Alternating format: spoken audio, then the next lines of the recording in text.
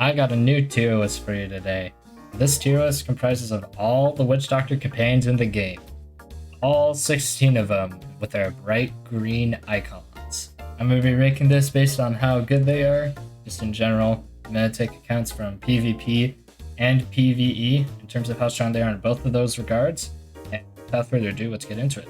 Carcarius Grimtooth is a great companion. He has a lot of good stuff that Witchdoctors want. He's got good power in Jobu's Embrace. It's an AoE attack that heals him. He also has a will buff, which makes him great for any Witchdoctor team in order to get those buffs. He also has a decent epic selection with improved Mojo Blast, Mojo Echo, Readied Spell as a starting talent, which isn't bad, but not great. And he gets Witch Hunter too, which is really a staple for Witchdoctors.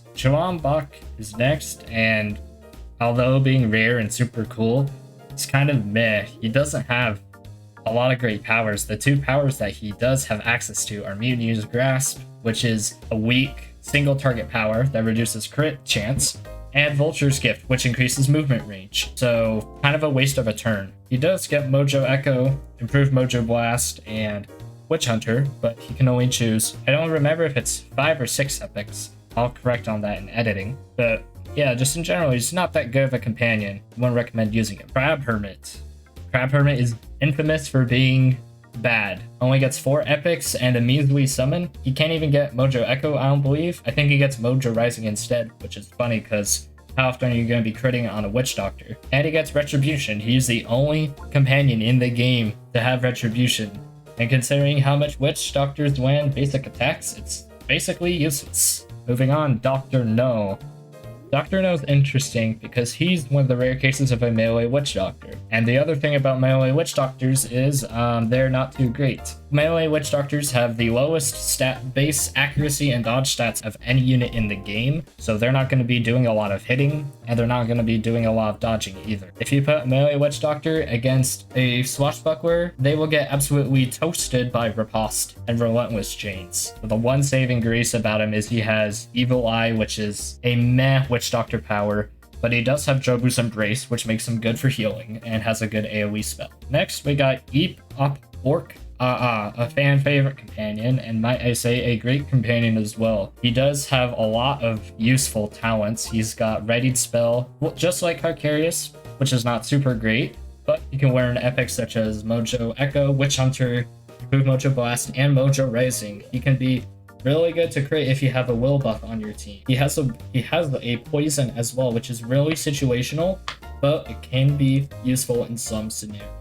If, let's say, the enemies are super far apart and you can't get a lot of value off of your basic attacks, you can use the poison as well to get more damage in on more spread out units. Flambe is interesting because he doesn't get any powers, but he does have a very unique talent in Bloodsucker. And if you combine that with improved Mojo Blast, he can heal a good amount of health every hit if there are multiple enemies. Even though companions like Bach and Dr. No have good powers, what they're lacking in is damage and sustainability. So for that, I think Flambe is actually a pretty good companion. Hoodoo Cornelius is another interesting companion because he gets Reckless Frenzy as one of his powers, which may not seem too great since he's a melee Witchdoctor, but he has the option to learn Second Chance 3, which increases his accuracy every time it procs, which can be really useful for chaining as he does have the ability to learn Romance and Blade Storm. So if you pair that together with Reckless Frenzy, and if you have an accuracy buff on your team, he's actually a pretty good companion. Inoshishi Necromancer is next, and he is also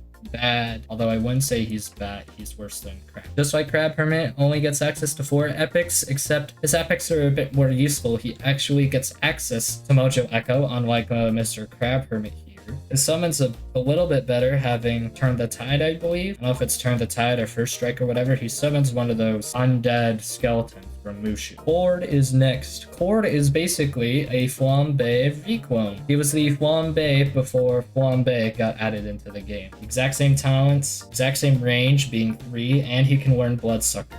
Mormo is next. I believe Mormo is one of the top 2 Witchdoctor companions in the game. He has access to great powers, having Mojo Storm and a Mojo Blade to deal with those pesky melee users who are in range of him.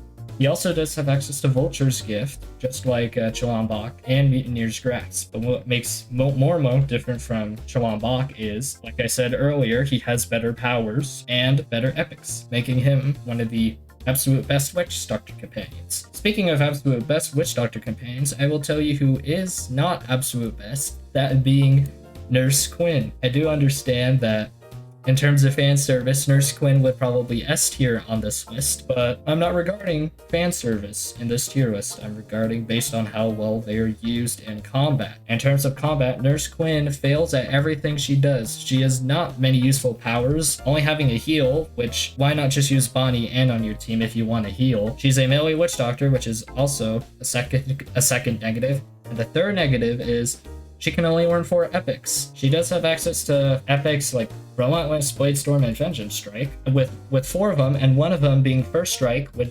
you recruit her. It makes her for a very bad companion. I love the fan service for Nurse Quinn, but please do not use her in combat. That's all I ask. Old Scratch, I don't have to explain myself on this one. He's the #1 option for 3 of the 5 classes, so he's just broken at the moment. He's #1 for Musketeer, #1 for Privateer, and #1 for Witch Doctor. Ophidian Flame Dancer. You recruit her in Aquila as a Witch Doctor. She comes with Morn Song, which is really good, but the bad thing is she can only win 3 epics, and she's just not. I mean, I guess the only saving grace that she has is the fact that she has Morn Song.